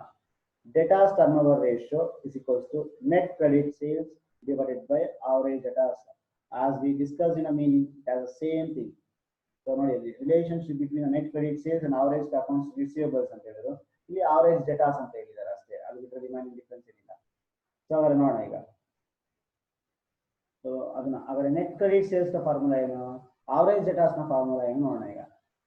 So total sales minus cash sales minus return inwards, ಇಷ್ಟನ್ನ ಕ್ಯಾಲ್ಕುಲೇಟ್ ಮಾಡಿದಾಗ ನಮ್ಗೆ ಏನ್ ಸಿಗುತ್ತೆ, ನೆಟ್ ಕ್ರೆಡಿಟ್ ಸೇಲ್ಸ್ ಸಿಗುತ್ತೆ. ದೆನ್ ಅವರೇಜ್ ಡೇಟಾಸ್ ನ ಫಾರ್ಮುಲಾ ಏನು, ನಾವು ಮೀನಿಂಗ್ ಅಲ್ಲಿ ಹೇಳಿದೀವಿ, ಅವರೇಜ್ ಟ್ರೇಡ್ ಡೇಟಾಸ್ ತಗೊಳ್ಬೇಕು as well as bills receivable ತಗೋಬೇಕು. ಯಾವಾಗ ಅವ್ರ ಅವರೇಜ್ ಟ್ರೇಡ್ ಡೇಟಾಸ್ ಅಂತ ಹೇಳಿದ್ರೆ ಅಲ್ಲಿ ಓಪನಿಂಗ್ ಕ್ಲೋಸಿಂಗ್ ಎರಡು ತಗೋಬೇಕು ಅಂತ ಅರ್ಥ. ಅದಕ್ಕೋಸ್ಕರ opening data plus opening bills receivable plus closing data plus closing bills receivable divided by 2 ಮಾಡ್ತೀರಾ. ಸೊ ಅವರೇಜ್ ಅಂತ ಹೇಳಿದ್ರೆ ಡಿವೈಡ್ ಬೈ 2 ಮಾಡ್ತೀರಾ. ಯಾಕಂದ್ರೆ ಎರಡೇ ಕಾನ್ಸೆಪ್ಟ್, ಒಂದು ಡೇಟಾಸ್ ಕಾನ್ಸೆಪ್ಟ್, ಒಂದು ಬಿಲ್ಸ್ ರಿಸೀವಬಲ್ ಕಾನ್ಸೆಪ್ಟ್. ಸೊ ಇಷ್ಟನ್ನ ಮಾಡಿದ್ರೆ ನಿಮ್ಗೆ ಏನ್ ಸಿಗುತ್ತೆ, ಅವರೇಜ್ ಡೇಟಾ ಸಿಗುತ್ತೆ. ಸೊ ನೆಕ್ಸ್ಟ್ ಕಾನ್ಸೆಪ್ಟ್ ನೋಡೋಣ. ಡೆಟ್ ಕಲೆಕ್ಷನ್ ಪೀರಿಯಡ್ ಅಂದ್ರೆ ಎಷ್ಟು ದಿನದಲ್ಲಿ ಕಲೆಕ್ಟ್ ಮಾಡ್ತೀವಿ. This period refers to an average period for which the credit sales remain unpaid and measures the quality of the debtors. ಅಂದ್ರೆ ಎಷ್ಟು ದಿನದಲ್ಲಿ ನಾವು ಕಲೆಕ್ಟ್ ಮಾಡ್ತೀವಿ, ಅದು ಎಷ್ಟು ದಿನ ಬೇಕಾಗುತ್ತೆ ನಾವು ಕೊಟ್ಟಿರ್ತಕ್ಕಂಥ ಸಾಲನ ರಿಟರ್ನ್ ತಗೊಳ್ಳೋದಕ್ಕೆ, ಕಲೆಕ್ಷನ್ ಮಾಡಬೇಕು ಅಂತ ಹೇಳಿದ್ರೆ ಎಷ್ಟು ದಿನಗಳಲ್ಲಿ ಬೇಕಾಗುತ್ತೆ. ನಾವು ಆಗಲೇ ಡೇಟಾಸ್ ಕಲೆಕ್ಷನ್ ಪೀರಿಯಡ್ ಏನ್ ಮಾಡ್ತೀವಿ, ಟೈಮ್ಸ್ ಅಲ್ಲಿ ತೋರಿಸ್ತೀವಿ. ಇಲ್ಲಿ ನಾವೇನ್ ಮಾಡ್ತೀವಿ, ಡೇಸ್ ಅಲ್ಲಿ ಮತ್ತೆ ಮಂತ್ಸ್ ಅಲ್ಲಿ ಪ್ರೆಸೆಂಟ್ ಮಾಡ್ತೀವಿ. ಸೊ ನೋಡಿ ಈಗ quality of datas means payment made by the datas with in the permissible credit period. ನಾವೇನ್ ಕ್ರೆಡಿಟ್ ಪೀರಿಯಡ್ ಕೊಟ್ಟಿದೀವಿ ಅದರೊಳಗೆ ಪೇ ಮಾಡ್ತಾರ ಇವತ್ತು ತಿಳ್ಕೊಳ್ಳೋದಕ್ಕೋಸ್ಕರ. It indicates that rapidity at which the money is collected from the datas. Datas ನ ಮುಖಾಂತರ ಎಷ್ಟು ಬೇಗ ನಾವು collect ಮಾಡ್ತೀವಿ, ಅದು ಡೇಸ್ ಅಲ್ಲಿ ಪೀರಿಯಡ್ ಅಂತ ಮೆನ್ಷನ್ ಮಾಡೋದ್ರಿಂದ ನಾವೇನ್ ಮಾಡ್ತೀವಿ, ಡೇಸ್ ಅಲ್ಲಿ ಮತ್ತೆ ಮಂತ್ಸ್ ಅಲ್ಲಿ ಮೆನ್ಷನ್ ಮಾಡ್ತೀವಿ. So average collection period is equals to, ನೋಡಿ ಇಲ್ಲಿ ಡೇಸ್ ಬೇಕು ಅಂತ ಹೇಳಿದಾಗ debtors divided by credit sales. ಇಲ್ಲಿ ಡೇಟಾಸ್ ಅಲ್ಲಿ ಏನೇನಿರುತ್ತೆ ಅಂತ ಹೇಳಿದ್ರೆ ಓಪನಿಂಗ್ ಡೇಟಾ ಓಪನಿಂಗ್ ಅಲ್ಲ, ಡೇಟಾಸ್ ಇರ್ತಾರೆ ಮತ್ತೆ ಬಿಲ್ಸ್ ರಿಸೀವಬಲ್ ಇರ್ತಾರೆ. ನೋಡಿ ಇಲ್ಲಿ ಬರೀ ಡೇಟಾಸ್ ಅಂತ ಹಾಕಿದೀನಿ, ಆದ್ರೆ ಇದರಲ್ಲಿ ಏನಿರ್ತಾರೆ ಡೇಟಾಸ್ ಪ್ಲಸ್ ಬಿಲ್ಸ್ ರಿಸೀವಬಲ್ ಎರಡೂ ಇರುತ್ತೆ. ನೆಕ್ಸ್ಟ್ ಒನ್ ನೋಡಿ ಅದನ್ನ ಹೇಳ್ತಾ ಇರೋದು ಕ್ರೆಡಿಟ್ ಸೇಲ್ಸ್ ನ formula as we discuss earlier, total sales minus cash sales minus returns. ಇದನ್ನ ಮಾಡಿದ್ರೆ ನಿಮಗೆ ಕ್ರೆಡಿಟ್ ಸೇಲ್ಸ್ ಸಿಗುತ್ತೆ. ಸರಿ, ಹಾಗಾದ್ರೆ ಡೇಸ್ ಅಲ್ಲಿ ಕಂಪ್ಲೀಟ್ ಆಯ್ತು. ನಾವು ಮಂತ್ಸ್ ಅಲ್ಲಿ ಬೇಕು ಅಂತ ಹೇಳಿದಾಗ ಫಾರ್ಮುಲಾ ಸೇಮ್, ಬಟ್ ಮಲ್ಟಿಪ್ಲಿಕೇಶನ್ ಮಾಡ್ಬೇಕಾದ್ರೆ ನಾವು ಏನ್ ಮಾಡ್ತೀವಿ, 12 ಮಂತ್ಸ್ ಅಂತ ಮಾಡ್ತೀವಿ. ಡೇಸ್ ಬೇಕು ಅಂದಾಗ 365 ಡೇಸ್ ಮಾಡಿ, ಮಂತ್ಸ್ ಬೇಕು ಅಂತ ಹೇಳಿದಾಗ 12 ಮಂತ್ಸ್ ಮಾಡಿ. Debtors divided by credit sales into 12 months ಇದನ್ನ ಮಾಡಬೇಕಾಗುತ್ತೆ. Next debtors turnover ratio it is ನೋಡಿ, it is an opposite to debtors one. Debtors turnover ratio ನಾವೇನ್ ಮಾಡಿದ್ವಿ, ಸೊ ಕಲೆಕ್ಷನ್ಸ್ ರಿಲೇಟೆಡ್, ಇದು ನಾವೇನ್ ಮಾಡ್ತೀವಿ ಪೇಮೆಂಟ್ ರಿಲೇಟೆಡ್ ಆಗಿ. It is a relationship between the net credit purchases and average accounts payable. ಅವಾಗ accounts receivable ನೋಡಿದ್ವಿ, net credit ಸೇಲ್ಸ್ಗೆ ನೋಡಿದ್ವಿ. ಈಗ ಅದಕ್ಕೆ ಆಪೋಸಿಟ್ ಆಗಿ ನೆಟ್ ಕ್ರೆಡಿಟ್ ಪರ್ಚೇಸ್ಗೆ ಮತ್ತೆ ಅವರೇಜ್ ಅಕೌಂಟ್ಸ್ ಪೇಬಲ್ಗೆ ನಾವು ಇಲ್ಲಿ ಇಂಡಿಕೇಟ್ ಮಾಡ್ತೀವಿ. ಸೊ ನೀವು ಒಂದನ್ನ ಜ್ಞಾಪಕ ಇಟ್ಕೊಂಡ್ರೆ ಇನ್ನೊಂದನ್ನ ಆಟೋಮೆಟಿಕಲಿ ಬರೀಬಹುದು. ನೆಕ್ಸ್ಟ್ ಏನಿದೆ ಇಲ್ಲಿ, this ratio helps in finding out the how much time the firm is likely to take the repaying the trade creditors. ನಾವೇನ್ ಸಾಲ ತಗೊಂಡಿದ್ದೀವಿ ಕ್ರೆಡಿಟರ್ಸ್ ಮುಖಾಂತರ, ಸಪ್ಲೈಯರ್ಸ್ ಮುಖಾಂತರ ಏನ್ ಸಾಲ ತಗೊಂಡಿದ್ದೀವಿ ಅದನ್ನ ಎಷ್ಟು ದಿನದಲ್ಲಿ ನಾವು ಪೇ ಮಾಡ್ತೀವಿ, ಅದು ಎಷ್ಟು ಟೈಮ್ಸ್ ಅಲ್ಲಿ, ಎಷ್ಟು ಟೈಮ್ ಅಲ್ಲಿ, ಹೌ ಮಚ್ ಟೈಮ್ ತಗೊಳ್ತೀವಿ ನಾವು ಅಂತ ಇಂಡಿಕೇಟ್ ಮಾಡುತ್ತೆ. Next one formula, the net credit purchases divided by average credit. Average creditors ನಾವು ಪ್ರಾಬ್ಲಮ್ ಅಲ್ಲಿ ನೋಡಿದ್ವಿ, ಮೀನಿಂಗ್ ಅಲ್ಲಿ ನೋಡಿದ್ವಿ ನಾವು. Net credit purchases divided by average creditors ನಾವು ಮೀನಿಂಗ್ ಎಲ್ಲ ನೋಡಿದ್ವಿ. ನೋಡಿ ಅಲ್ಲಿ relationship between ratio between So credit purchases ನೋಡಿ net credit purchases and average payables ಅಂತ ಹೇಳಿದ್ದಾರೆ. ಸೊ ಅದನ್ನೇ ನಾವು ಮಾಡಿದ್ದೀವಿ ಅಷ್ಟೇ, ಅದರಲ್ಲಿ ವೇರಿಯೇಷನ್ಸ್ ಏನಿಲ್ಲ. ಹಾಗಾದ್ರೆ ಸೇಮ್ ನೆಕ್ಸ್ಟ್ ಹಾಗಾದ್ರೆ ಫಾರ್ಮುಲಾ ನೋಡೋಣ. net credit purchases ಗೆ formula total purchases minus cash purchases minus return outwards ಅಂದ್ರೆ purchase returns ಅದು. ನೆಕ್ಸ್ಟ್ ಹಾಗಾದ್ರೆ ಇದನ್ನ ಯೂಸ್ ಮಾಡ್ಕೊಂಡು net credit purchase ಮಾಡ್ತೀರಾ. average creditors ನ formula opening creditors plus opening bills payable plus closing creditors plus closing bills payable divided by 2. ಈ formula apply ಮಾಡೋದ್ರ ಮುಖಾಂತರ average creditors ನ ನೀವು ಕ್ಯಾಲ್ಕುಲೇಟ್ ಮಾಡ್ತೀರಾ. Next debt payment period. This period shows an average period for which the credit purchase remains unpaid for the average credit period actually availed. ಅಂದ್ರೆ ನಮ್ಗೆ ಎಷ್ಟು period availability ಇದೆ repayment ಮಾಡೋದಕ್ಕೆ, ದೆನ್ ನಾವು pay ಮಾಡ್ತಿದ್ದೀವಾ ಇಲ್ವಾ ಅದನ್ನ ಇಂಡಿಕೇಟ್ ಮಾಡ್ಕೊಳ್ಳಿ. Average period which the credit purchase remains unpaid, ಎಷ್ಟು ದಿನ ಅದು ಪೇ ಆಗಿರೋ ಹಾಗೇ ಇರುತ್ತೆ. Or the average period actually availed, ಎಷ್ಟು ಪೀರಿಯಡ್ ನಮಗೆ ಅವೈಲಬಿಲಿಟಿ ಇದೆ ಅಂತ ತಿಳ್ಕೊಳ್ಳೋದಕ್ಕೆ ನಾವು ಡೆಪ್ತ್ ಪೇಮೆಂಟ್ ಪೀರಿಯಡ್ ನಾವು ಕ್ಯಾಲ್ಕುಲೇಷನ್ ಮಾಡ್ಕೊಳ್ತೀವಿ. ಪೀರಿಯಡ್ ಅಂತ ಮೆನ್ಷನ್ ಮಾಡಿದಾಗ either it may be expressed in days or may be months. ನಾವಿಲ್ಲಿ ಎಕ್ಸ್ಪ್ರೆಸ್ ಮಾಡ್ಬೇಕಾದ್ರೆ ಡೇಸ್ ಅಲ್ಲಿ ಮೆನ್ಷನ್ ಮಾಡ್ತೀವಿ ಅಥವಾ ಮಂತ್ಸ್ ಅಲ್ಲಿ ಮೆನ್ಷನ್ ಮಾಡ್ತೀವಿ. ನೋಡೋಣ ಫಾರ್ಮುಲಾ ಆವರೇಜ್ ಪೇಮೆಂಟ್ ಪೀರಿಯಡ್ ನೋಡಿ ವಿತಿನ್ ಎ ಬ್ರಾಕೆಟ್ ಡೇಸ್ ಅಂತ ಕೊಟ್ಟಾಗ ನಾವು ಇಂಟು 365 ಡೇಸ್ ಮಾಡ್ತೀವಿ. Creditors divided by credit purchase into 365 days. ಇಲ್ಲಿ ಕ್ರೆಡಿಟಾರ್ಸ್ ಅಂತ ಹೇಳಿದ್ರೆ ಕ್ರೆಡಿಟಾರ್ ಪ್ಲಸ್ ಬಿಲ್ಸ್ ಪೇಬಲ್ ಎರಡು ಇನ್ಕ್ಲೂಡ್ ಆಗಿರುತ್ತೆ. Formula creditors plus bills payable. ಇಲ್ಲಿ ಟೋಟಲ್ ಕ್ರೆಡಿಟ್ ಪರ್ಚೇಸ್ ನ formula total purchase minus credit cash purchase minus returns. ಇದನ್ನ ಮಾಡಿದ್ರೆ ನಿಮ್ಗೆ ಸಿಗುತ್ತೆ ಕ್ರೆಡಿಟ್ ಪರ್ಚೇಸ್ ಸಿಗುತ್ತೆ. Next average payment period. Average payment period ಮಾಡ್ಬೇಕಾದ್ರೆ creditors divided by credit purchase same. ಅಲ್ಲಿ ಹಾಗೆ ನೀವೇನ್ ಮಾಡಿದ್ರಿ 365 ಡೇಸ್ ಮಾಡಿದ್ರಿ, ಯಾಕಂದ್ರೆ ಡೇಸ್ ಅಲ್ಲಿ ಬೇಕಾದಾಗ ಈಗ ನಮ್ಗೆ ಬೇಕಾಗಿರ್ತಕ್ಕಂಥ ಮಂತ್ಸ್ ಅಲ್ಲಿ ಹಾಗಾದ್ರೆ ನೀವು 12 ಮಂತ್ಸ್ ಅಂತ ಮಾಡಿ. Next one, fixed assets turnover ratio. This ratio indicates the efficiency with the firm utilizing its investments in fixed assets such as plant and machinery, land and buildings, etc. So ಈ ratio ಏನ indicate ಮಾಡುತ್ತೆ ಅಂತ ಹೇಳಿದ್ರೆ ಇರ್ತಕ್ಕಂಥ fixed assets ನ proper ಆಗಿ utilise ಮಾಡ್ಕೊಳ್ತಿದೀವಾ ಅಥವಾ ಇಲ್ಲ. So indicates the efficiency with the firm utilizing its investments in fixed assets. Fixed assets ಮೇಲೆ ಇನ್ವೆಸ್ಟ್ ಮಾಡಿರ್ತಕ್ಕಂಥ ಪ್ರಾಪರ್ ಆಗಿ ಯುಟಿಲೈಸ್ ಮಾಡ್ಕೊಳ್ತಿದಾರಾ ಅಥವಾ ಇಲ್ವಾ ಅನ್ನೋದನ್ನ ರೇಟ್ ಆಗಿ ಇಂಡಿಕೇಟ್ ಮಾಡುತ್ತೆ. ಯಾಕಂದ್ರೆ ಅಸೆಟ್ಸ್ ನ ಯೂಸ್ ಮಾಡ್ಕೊಂಡೆ ನಾವು ರಿಟರ್ನ್ಸ್ ನ ಪಡ್ಕೊಳ್ತಕ್ಕಂಥದ್ದು. ಈಗ ನಾವು ಏನೇ ಇನ್ವೆಸ್ಟ್ ಮಾಡಲಿ, any capital expenditure which is used for getting A revenue, right? ಅದಕ್ಕೋಸ್ಕರ ಹೇಳ್ತಿದ್ದಾರೆ ಎಷ್ಟು ಪ್ರಾಪರ್ ಆಗಿ ಯುಟಿಲೈಸ್ ಮಾಡ್ಕೊಳ್ತಿದ್ವಿ ಅನ್ನೋದನ್ನ ಇಂಡಿಕೇಟ್ ಮಾಡುತ್ತೆ ಇದು. Okay, next generally high ratio indicates the efficient utilization of the fixed assets in generating the sales, and low may signify that the firm has excessive investment in the fixed assets. ಅಂದ್ರೆ invest ಮಾಡಿರ್ತಕ್ಕಂಥ asset ನ ಮೇಲೆ return ನಮಗೆ ಜಾಸ್ತಿ ಬರ್ತಿದೆ ಅಂತಂದ್ರೆ automatically fixed assets turnover ratio ಜಾಸ್ತಿ ಆಗುತ್ತೆ. ಯಾವಾಗ ಫಿಕ್ಸ್ಡ್ ಅಸೆಟ್ಸ್ ಟರ್ನೋವರ್ ಜಾಸ್ತಿ ಆಗಿದೆಯೋ ನಾವು ಪ್ರಾಪರ್ ವೇಲಿ ನಮ್ಮ ಇನ್ವೆಸ್ಟ್ಮೆಂಟ್ ನ ಮಾಡಿದೀವಿ ರಿಲೇಟಿಂಗ್ ಟು ಫಿಕ್ಸ್ಡ್ ಅಸೆಟ್ಸ್. ನಮ್ಗೆ ಅದರಿಂದ ರಿಟರ್ನ್ಸ್ ಬರಲಿಲ್ಲ ಅನ್ಕೊಳ್ಳಿ, low ratio May signify that the firm has on excessive investment in fixed assets. ಅಂದ್ರೆ ಕಡಿಮೆ ರೇಷಿಯೋ ಇದೆ ಅಂತ ಹೇಳಿದ್ರೆ ಅನ್ನೆಸೆಸರಿಲಿ ಫಿಕ್ಸ್ಡ್ ಅಸೆಟ್ಸ್ ಮೇಲೆ ನಾವು ಜಾಸ್ತಿ ಇನ್ವೆಸ್ಟ್ ಮಾಡಿದೀವಿ, ಅಂದ್ರೆ ರೆವಿನ್ಯೂ ಜನರೇಟ್ ಮಾಡದೇ ಇರ್ತಕ್ಕಂಥ ಇನ್ವೆಸ್ಟ್ಮೆಂಟ್ ಮಾಡ್ಬಿಟ್ಟಿದೀವಿ ಅಂತ ಅರ್ಥ. ನೆಕ್ಸ್ಟ್ ಹಾಗಾದ್ರೆ ಫಾರ್ಮುಲಾ ಏನಿದೆ, fixed assets turnover ratio is equals to cost of goods sold divided by fixed assets at cost less accumulated depreciation. ಅಂದ್ರೆ return down value of the fixed assets ತಗೊಳ್ಬೇಕು. Some problem ಅಲ್ಲಿ cost of goods sold ಕೊಟ್ಟಿರೋದಿಲ್ಲ, ಆ ತರ problems ಅಲ್ಲಿ cost of sales ಕೊಟ್ಟಿರ್ತಾರೆ, ಹಾಗಾಗಿ ನೀವು ಅಲ್ಲಿ ಕಾಸ್ಟ್ ಆಫ್ ಸೇಲ್ಸ್ ಅಂತ ತಗೊಳ್ಬೇಕಾಗುತ್ತೆ. ಅದಕ್ಕೆ ನಾನು ಏನ್ ಮೆನ್ಷನ್ ಮಾಡಿದೀನಿ ಅಂದ್ರೆ cost of goods sold or cost of sales ಅಂತ ಮೆನ್ಷನ್ ಮಾಡಿದೀನಿ. So this is a formula to calculate the fixed assets turnover ratio. The next one, capital turnover ratio. It is a relationship between the cost of sales and The total capital employed, cost of sales ಅಥವಾ sales ಇದೆ ನೋಡಿ. Cost of sales is nothing but total cost. ಅದು cost of sales ಅಂದ್ರೆ total cost ಅಥವಾ ಸೇಲ್ಸ್ಗೆ ಅಥವಾ and capital employed ಅದಕ್ಕೆ ಇರ್ತಕ್ಕಂಥ informations ನ ನೋಡಿ. ಅಲ್ಲಿ capital turnover ratio is equals to cost of goods sold or cost of sales divided by capital employed. ಇದನ್ನ ಯೂಸ್ ಮಾಡ್ಕೊಂಡು ನೀವೇನ್ ಮಾಡ್ತೀರಾ, ಕ್ಯಾಪಿಟಲ್ ಟರ್ನ್ ಓವರ್ ರೇಷಿಯೋನ ಮಾಡ್ತೀವಿ. Next one working capital turnover ratio. This ratio indicates the efficiency or inefficiency in utilizing of working capital in making sales. ಅಂದ್ರೆ ಇರ್ತಕ್ಕಂಥ working capital ನ sales ನ ಇನ್ಕ್ರೀಸ್ ಮಾಡೋದಕ್ಕೆ ನಾವು ಪ್ರಾಪರ್ ಆಗಿ ಯುಟಿಲೈಸ್ ಮಾಡ್ತಿದೀವಾ ಅಥವಾ ಇಲ್ವಾ ಅನ್ನೋದಕ್ಕೋಸ್ಕರ ಈ ರೇಷಿಯೋನ ಯೂಸ್ ಮಾಡ್ಕೊತೀವಿ. ಫಾರ್ಮುಲಾ ಏನಿದೆ ಅಂತಂದ್ರೆ cost of goods sold or cost of sales divided by net working capital. ಈ ಫಾರ್ಮುಲಾ ಯೂಸ್ ಮಾಡ್ಕೊಳ್ಳೋದ್ರಿಂದ ನಾವು ವರ್ಕಿಂಗ್ ಕ್ಯಾಪಿಟಲ್ ಟರ್ನ್ ಓವರ್ ರೇಷಿಯೋನ ಯೂಸ್ ಕ್ಯಾಲ್ಕುಲೇಟ್ ಮಾಡ್ಬೋದು.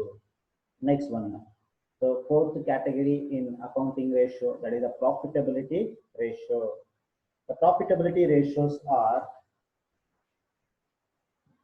gross profit ratio, net profit ratio, operating ratio, expenses ratio, and returns ratio. These are the 5 main profitability ratios. Let us discuss one by one. The first one is gross profit ratio. The ratio expresses the relationship between the gross profit and net sales. So ಯಾವ ratio gross profit ಗೆ ಮತ್ತೆ net sales ಗೆ ಇರ್ತಕ್ಕಂಥ relationship ನ present ಮಾಡುತ್ತೋ ಅದನ್ನ ನಾವೇನಂತ ಕರಿತೀವಿ, gross profit ratio ಅಂತ ಕರಿತೀವಿ. All the profitability, majority of the profitability ratios are mentioned in percentages. So ಇಲ್ಲಿ ಗ್ರಾಸ್ ಪ್ರಾಫಿಟ್ ರೇಷಿಯೋ ಏನಲ್ಲಿ ಮೆನ್ಷನ್ ಮಾಡ್ತೀವಿ ಅಂದ್ರೆ ಪರ್ಸೆಂಟೇಜಸ್ ಅಲ್ಲಿ ಮೆನ್ಷನ್ ಮಾಡ್ತೀವಿ. ಸರಿ, ಹಾಗಾದ್ರೆ ಗ್ರಾಸ್ ಪ್ರಾಫಿಟ್ ನ GPR ನ ರೇಷಿಯೋ ನ ಫಾರ್ಮುಲಾ ನೋಡೋಣ.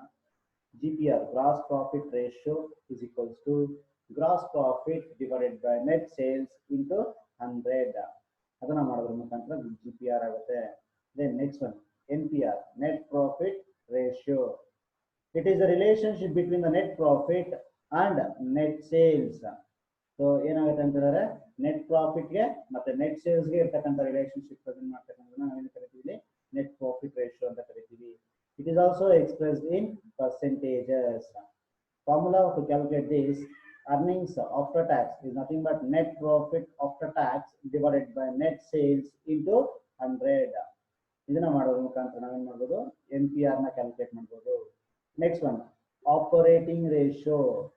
Operating ratio which is relating to expenses, which is not relating to profit. ಇದೇನಾಗಿರುತ್ತೆ ಅಂದ್ರೆ ಎಕ್ಸ್ಪೆನ್ಸಸ್ ನ ರಿಲೇಟೆಡ್ ಆಗಿರುತ್ತೆ. So this ratio explains the relationship between the cost of goods sold and operating expenses on the one hand and the next hand is net sales. ಅಂದ್ರೆ ಒಂದು ಕಡೆ ಯಾವುದಕ್ಕೆ relationship ಅಂದ್ರೆ operating expenses ಗೆ ಮತ್ತೆ cost of goods sold ಎರಡು add ಮಾಡ್ಕೊಳ್ತೀವಿ, divided by net sales ಅಂತ ಮಾಡ್ತೀವಿ. ಈ ಎರಡಕ್ಕೂ ಇರ್ತಕ್ಕಂಥ ರಿಲೇಶನ್ಶಿಪ್ ನ ಆಪರೇಟಿಂಗ್ ರೇಷಿಯೋ ಅಂತ ಕರಿತೀವಿ.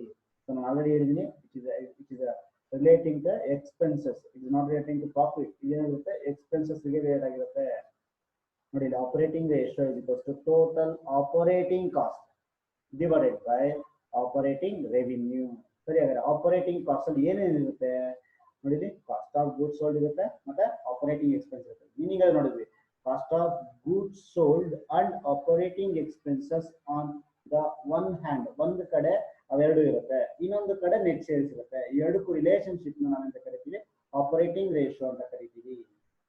ಸೊ ಹಾಗಾದ್ರೆ ನೆಕ್ಸ್ಟ್, ಯಾವಾಗ ಆಪರೇಟಿಂಗ್ ರೇಷಿಯೋ ಕಡಿಮೆ ಆಗುತ್ತೋ automatically the profit of the concern will be increase. ಯಾಕೆ ಅಂತ ಹೇಳಿ ಎಕ್ಸ್ಪೆನ್ಸಸ್ ನ ಇನ್ಕ್ಲೂಡ್ ಆಗಿರುತ್ತೆ.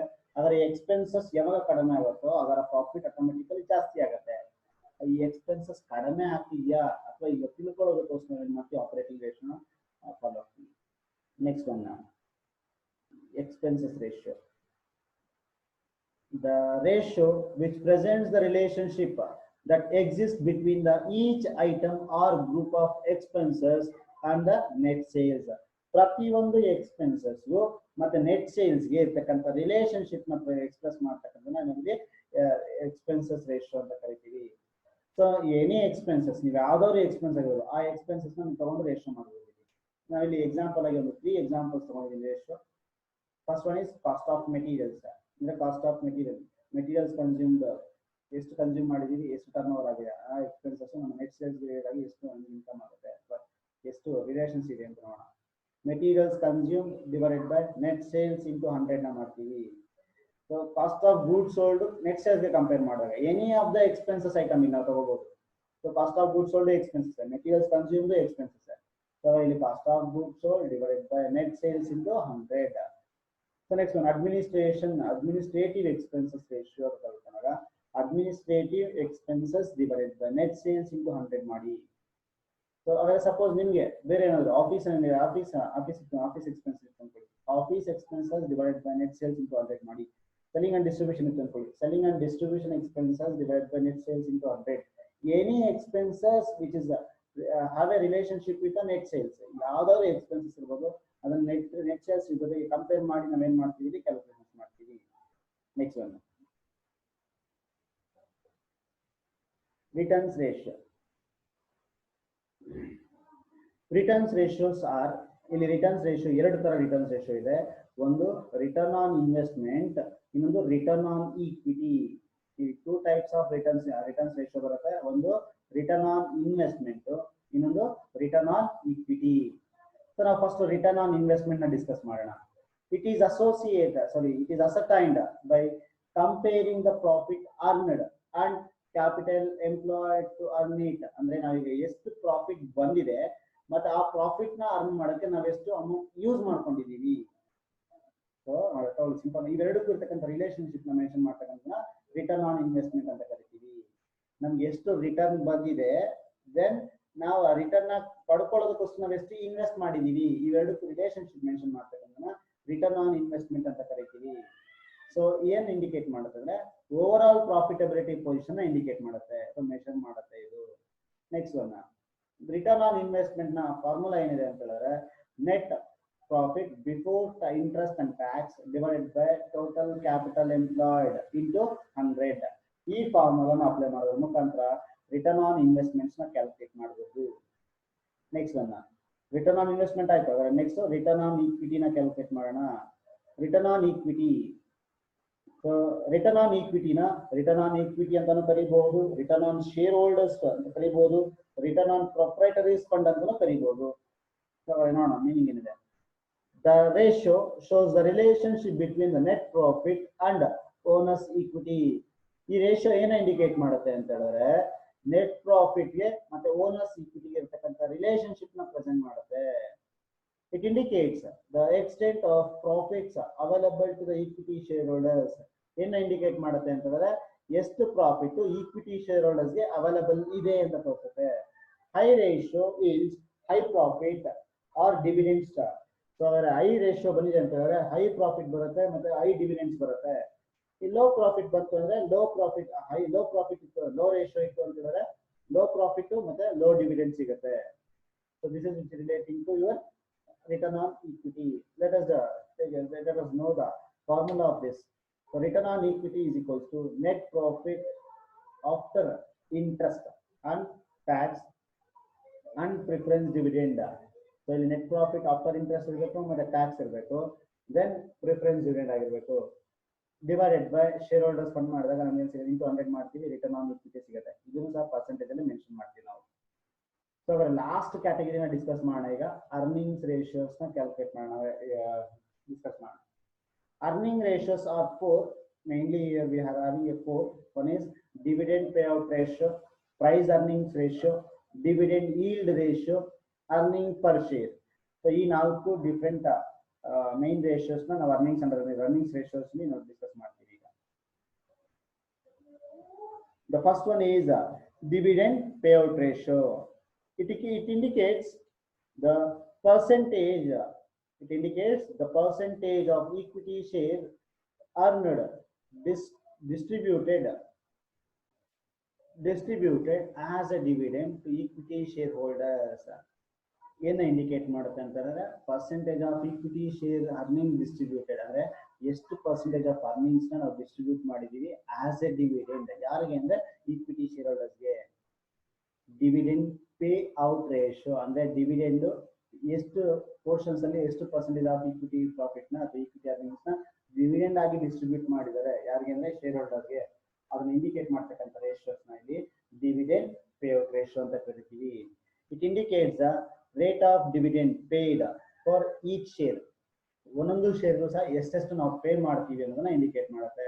High ratio is good yield and vice versa. ಜಾಸ್ತಿ ರೇಷಿಯೋ ಬಂತು ಅನ್ಕೊಳ್ಳಿ, ಆಗ ಒಳ್ಳೆ ಪ್ರಾಫಿಟ್ ಇದೆ ಅಥವಾ ಒಳ್ಳೆ ಡಿವಿಡೆಂಡ್ ಡಿಕ್ಲೇರ್ ಆಗ್ತಿದೆ, ಅಥವಾ ಇಲ್ಲ ಅಂದ್ರೆ ಇಲ್ಲ ಅಂತ ಅರ್ಥ. ಸೊ ಫಾರ್ಮುಲಾ ಎಂತ ಹೋಗ್ತೀವಿ ಅಂದ್ರೆ dividend pay out ratio is equals to dividend per share divided by earnings per share.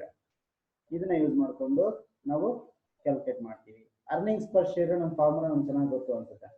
So profit available to the equity share holders divided by number of equity shares, ಅದನ್ನ ಮಾಡೋದ್ರ ಮುಖಾಂತರ EPS ಸಿಗುತ್ತೆ ನಿಮಗೆ.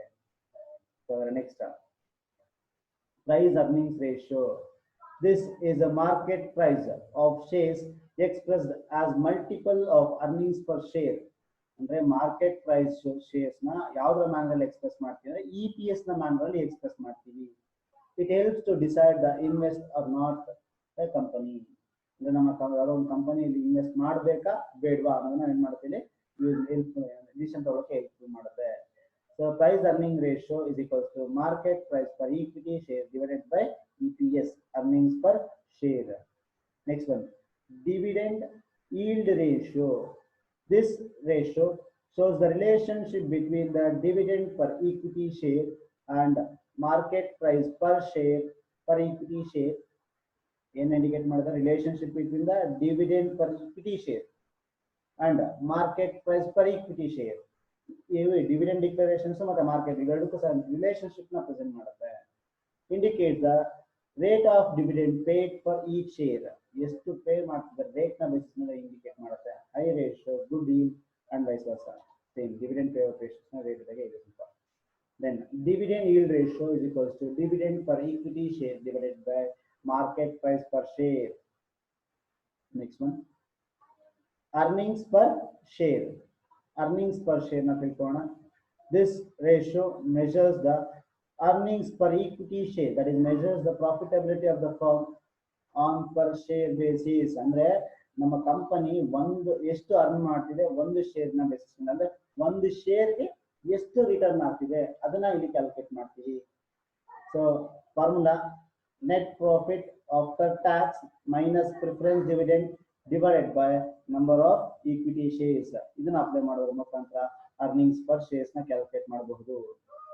So ಇಷ್ಟು ಸಹ ನಮ್ಮ ratio analysis ನ theory back grounds ಆಗಿರುತ್ತೆ. ಅಂದ್ರೆ ಯಾವ್ಯಾವ ರೇಷಿಯೋ ಇರುತ್ತೆ ಅದನ್ನ ಯಾವ ರೀತಿ ಕ್ಯಾಲ್ಕುಲೇಟ್ ಮಾಡಬೇಕು, ಯಾವ ಟೈಮಲ್ಲಿ ಯಾವ ರೇಷಿಯೋಸ್ ನ ಯೂಸ್ ಮಾಡ್ತೀವಿ ಅಂತ ಡಿಸ್ಕಸ್ ಮಾಡಿದ್ದೀವಿ. So thank you.